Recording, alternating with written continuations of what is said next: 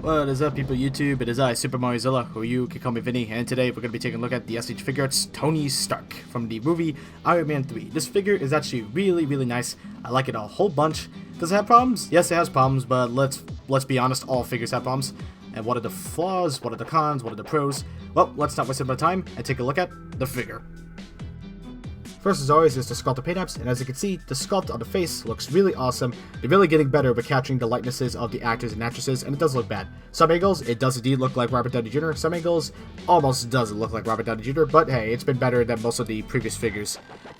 And they use the same dot matrix technology for the face, and it doesn't look bad. It just looks weird when you have it, very up close. But still, it doesn't look bad nonetheless. The paint job is really nice. We got the pale skin for any human being, so that's not a problem. The hair, I do wish it wasn't, shiny with the yellow. Looks like a bit of a bronze gold color going on the hair, and also a shiny glossy black. I don't know, the gloss and the shine doesn't really, it doesn't work for me with the hair. I wish it was just a matte color. Like matte colors, because the gloss and shine just makes it look weird and pop, not really in a good way, just in a weird way, because I'm pretty sure Robert Downey Jr.'s hair is not supposed to be that shiny, but still, it doesn't look bad. It just looks weird. Looking at the suit, it has a muscular, baggy sculpt to it, and looks pretty good. And it has the digital sculpting that we see with the little edges and folds. Doesn't look bad at all. Paint is clean in some places, and in some places it's not, and looks pretty trashy. But the paint job, for the most part, is nice and clean and pretty good. The sculpting is my favorite part on the clothes because they got all those tiny details, and looks so awesome. The blue is my favorite part on the chest because it has that aqua-ish blue with a combination of dark blue and shading. It looks pretty good. I like it a whole lot. The arms do have that muscular sculpt to it, and he's not supposed to be all muscular. He has that specific.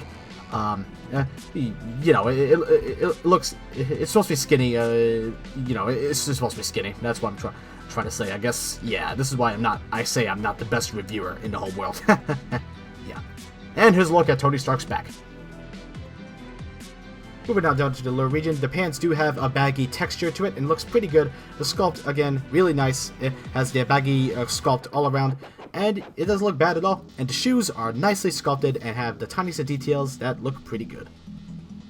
So, articulation. The head, it's on a ball peg, but the head is movement is very limited. Yeah, can't really look up that far. However, the neck has most of the mobility, so that technically helps you out. So it's kind of like the Injustice figures, kind of. Except on this figure, it's actually a bit better executed. Right. Arms, move out about that far, and they have a slight butterfly joint, just a slight, because there's a piece of sculpt there. Can move up with no problems. Elbows have a hinge. There's no bicep swivel. In fact, that's actually in the elbow.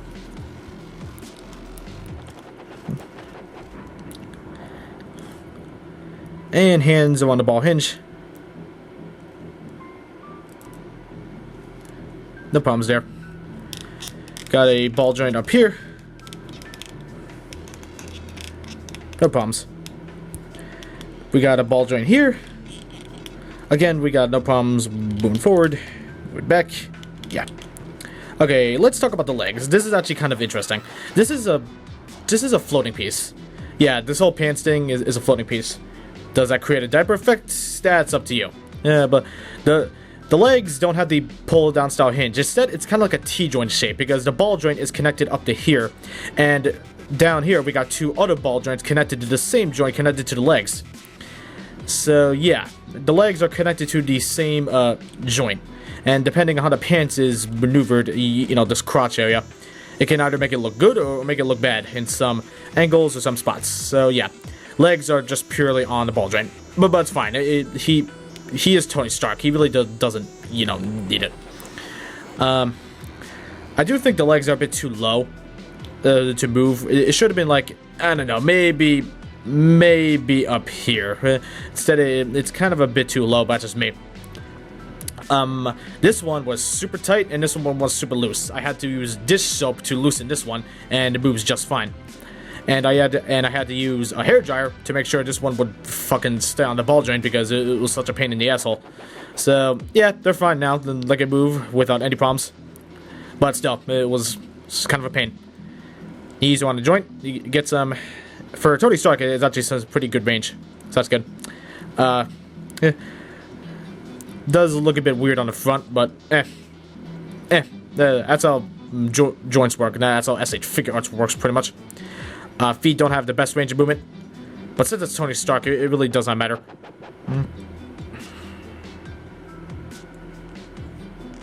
Yeah, got slight ankle rocker, slight, not the best, and certainly not the worst. It is better than the Black Panthers. And we got a toe hinge. So articulation, for Tony Stark, it's not bad. He's Tony Stark. It doesn't need to be in cool kung fu poses or shit like that. No. So articulation for him is, you know, it's just fine. You can get him in just enough poses. And here's your size comparison. In scale with the other Marvel Cinematic Universe characters, and if you want to sneak him in with the Marvel Legends, you can do that as well. And he also goes good with the other Iron Man figures you may have. Unfortunately, I don't have the Mark 42, so...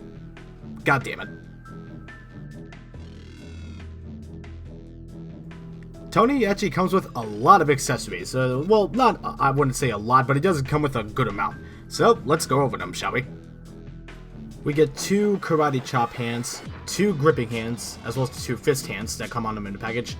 We get 2 alternate hands for the forearm pieces. We get 2 forearm pieces, and we get bottom leg pieces for him to put those on when he's, you know, summoning the parts to turn into Iron Man. These parts go with the Mark 42 Iron Man, and like I said, I do not have the figure. I plan to get it, but I can't find it right now, so shit. The joints of the forearms and the bottom legs are on swivels, so, well, they're connected to swivels, so you shouldn't really have much trouble interchanging the joints.